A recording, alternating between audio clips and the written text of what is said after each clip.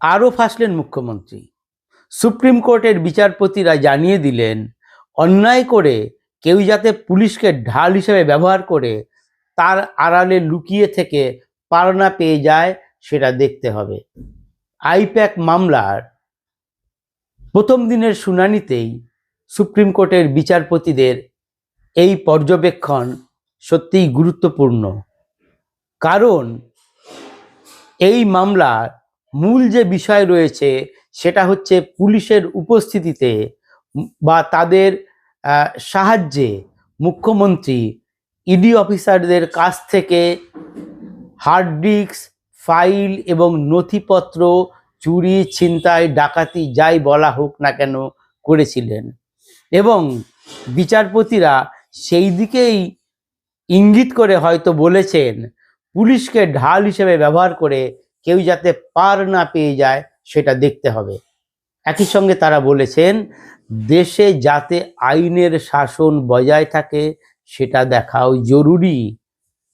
কারণ এই মামলাকে তারা বলেছেন এর দ্রুত নিষ্পত্তি হওয়া দরকার, তা না হলে বিভিন্ন রাজ্যে আইন শৃঙ্খলা অবনতি হতে পারে। তাদের বক্তব্য, এই মামলার বৃহত্তর আইনগত প্রশ্ন জড়িত রয়েছে, অনেক সঙ্গত প্রশ্নও রয়েছে, সেগুলির নিষ্পত্তি না করলে, ফেলে রাখা হলে পরিস্থিতি আরও জটিল হতে পারে এবং এক বা একাধিক রাজ্যে আইন শৃঙ্খলার অবনতি ঘটার আশঙ্কা তৈরি হতে পারে। কারণ পশ্চিমবঙ্গে যে ঘটনা ঘটেছে, ইডির কাজে মুখ্যমন্ত্রী এবং পুলিশ যেভাবে বাধা দিয়েছে, একইভাবে অন্যান্য রাজ্যেও এই জিনিস ঘটতে পারে।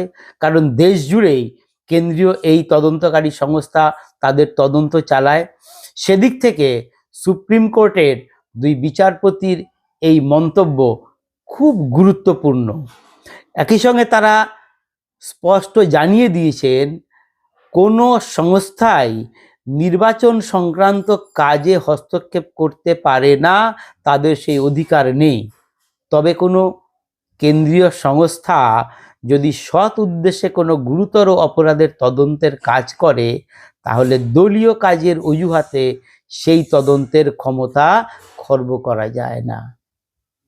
অর্থাৎ গুরুত্বপূর্ণ কথাটা এখানেই তারা বলেছেন পরের বক্তব্যতে, যে সৎ উদ্দেশ্যে কেউ যদি তদন্ত করে, কোনো কেন্দ্রীয় সংস্থা যদি তদন্ত করে, তাহলে দলীয় স্বার্থের কথা বলে সেই তদন্ত ব্যাহত করা যাবে না। কারণ মুখ্যমন্ত্রী প্রথম থেকেই বলে এসছেন যে নির্বাচনের মুখে ইডির এই হানা হচ্ছে তাদের দলীয় বা নির্বাচন সংক্রান্ত যে তথ্য রয়েছে সেই তথ্য হাতিয়ে নেওয়া। কিন্তু ইডি পরিষ্কার জানিয়ে দিয়েছে, কয়লা কেলেঙ্কারির মামলায় যে মোটা টাকার ২,৭০০ কোটি টাকার যে লেনদেন হয়েছে তারই তদন্তে তারা এসছিলেন। মুখ্যমন্ত্রী যেটা বলছেন যে তার দলীয় তথ্য চুরি করতে এসছিল, ইডি অফিসাররা জানিয়েছেন তারা কয়লা পাচারে যে টাকা লেনদেন হয়েছিল হাওলার মাধ্যমে তারই নথি জোগাড় করতে এসছিলেন। তো আদালত সেক্ষেত্রে পরিষ্কার জানিয়ে দিয়েছে দলীয় স্বার্থের কথা ব্যবহার করে কোনো তদন্তে ব্যাহত করা যাবে না। অর্থাৎ মুখ্যমন্ত্রী যেটা বলেছেন আদালত তার উল্টো কথা বলেছে, ফলে মুখ্যমন্ত্রীর বিপদ কিন্তু বাড়ল। আদালত পরিষ্কার জানিয়ে দিয়েছে যে দলীয় স্বার্থে সব ঢাল ব্যবহার করা যাবে না। সুপ্রিম কোর্ট এও জানিয়েছে রাজ্যের আইন শৃঙ্খলা রক্ষাকারী সংস্থার আড়ালে লুকিয়ে কেউ যেন পার পেয়ে না যায় সেটা দেখা দরকার। এই প্রশ্নগুলির মীমাংসা না হলে পরিস্থিতি আরো খারাপ হয়ে যাবে। কারণ বিভিন্ন রাজ্যে আইন শৃঙ্খলার অবনতি হতে পারে, কারণ সেখানেও একইভাবে এই তদন্ত কাজে বাধা দেওয়া হতে পারে দলীয় স্বার্থের কথা বলে।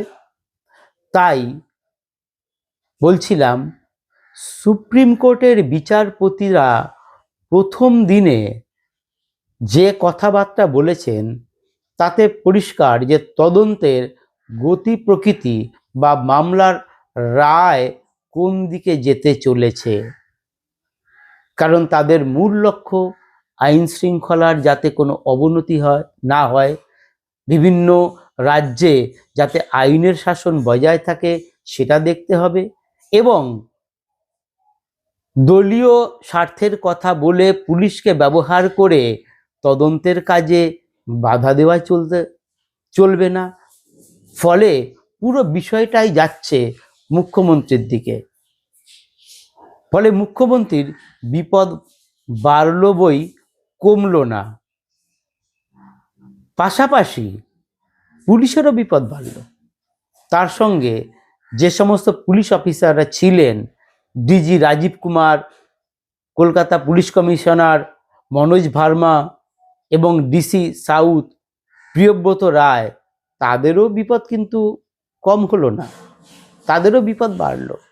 কারণ ইডির বিরুদ্ধে যে চারটি মামলা করা হয়েছিল, সেই মামলা পত্রপাঠ খারিজ করে দিয়েছে সুপ্রিম কোর্ট। ফলে আর তদন্ত করতে পারবে না। আগামী ৩রা ফেব্রুয়ারি এই মামলার পরবর্তী শুনানি। ততদিন পর্যন্ত এই এফআইআরে স্থগিতাদেশ দিয়েছে আদালত। বিরোধীরা প্রথম থেকেই বলছিল ইডি যাতে তদন্ত প্রক্রিয়া এগিয়ে নিয়ে যেতে না পারে, তার জন্যেই এই এফআইআরগুলো করা হয়েছে। তাদের জিজ্ঞাসাবাদ করে, হয়রানি করে এই মামলার এই তদন্তের গতি প্রকৃতি বন্ধ করে দেওয়ার চক্রান্ত করেছিল শাসক দল। কিন্তু আদালতের নির্দেশ যে এই মামলা বা এই এফআইআরের তদন্ত প্রক্রিয়া পুলিশ কর্তারা আর এগিয়ে নিয়ে যেতে পারবে না। পাশাপাশি আদালত জানিয়ে দিয়েছে প্রতীক জৈনের বাড়ি এবং সল্টলেকে আইপ্যাকের অফিসে যে সিসিটিভি রয়েছে, সেই সিসিটিভির ফুটেজ রক্ষার দায়িত্ব পুলিশের। পুলিশকেই সেই সিসিটিভির ফুটেজ রক্ষা করতে হবে। অর্থাৎ সেদিন ওই অফিসের ভেতরে মুখ্যমন্ত্রী কী রকম আচরণ করেছিলেন এবং পুলিশ কর্তাদের ভূমিকাই বা কী ছিল, তা ধরা আছে ওই সিসিটিভির ফুটেজে। সেগুলো রক্ষা করতে হবে। এই প্রসঙ্গে বিরোধী দলনেতা শুভেন্দু অধিকারী একটি বেশ মন্তব্য করেছেন যে পুলিশ তো ফুটেজ মুছে দিতে সিদ্ধহস্ত, কিন্তু এই ক্ষেত্রে যদি ফুটেজ মুছেও দেয় তাহলেও সেটা প্রমাণ হবে পুলিশ ফুটেজ মুছে দিয়েছে। ফলে কোনোভাবেই এই ফাঁস থেকে তারা বেরোতে পারবে না। আদালতে সুপ্রিম কোর্টের বিচারপতিদের কাছে রাজ্য সরকারের আইনজীবীরা কপিল সিব্বাল এবং অভিষেক মনু সিংভি বারবার আবেদন জানিয়েছিলেন এই মামলাটা কলকাতা হাইকোর্টেই হোক। কিন্তু কলকাতা হাইকোর্টের প্রথম দিনের শুনানিতে যে কাণ্ড ঘটেছিল, তারপর সুপ্রিম কোর্টের বিচারপতিরা সে কথায় কর্ণপাতই করেননি। আসলে রাজ্য সরকারের আইনজীবীদের বক্তব্য তেমন গুরুত্বই পায়নি, বরং সলিসিটর জেনারেল এবং অতিরিক্ত সলিসিটর জেনারেলের বক্তব্য বেশি গুরুত্ব পেয়েছে, এবং তাতে পরিষ্কার যে এই মামলা কোন দিকে গতি প্রকৃতি কী হতে পারে। আর এই প্রথম কোনো মামলার সঙ্গে সরাসরি মমতা বন্দ্যোপাধ্যায়ের নাম জড়িয়ে গেল। সুপ্রিম কোর্ট তাকে নোটিশ পাঠিয়েছে এবং 2 সপ্তাহের মধ্যে তাকে হলফনামা জমা দিতে বলা হয়েছে। শুধু মুখ্যমন্ত্রী নয়, একই সঙ্গে যে 3 পুলিশ কর্তা ছিলেন, রাজীব কুমার, মনোজ ভার্মা, প্রিয়ব্রত রায়, তাদেরও 2 সপ্তাহের মধ্যে হলফনামা জমা দিতে বলা হয়েছে।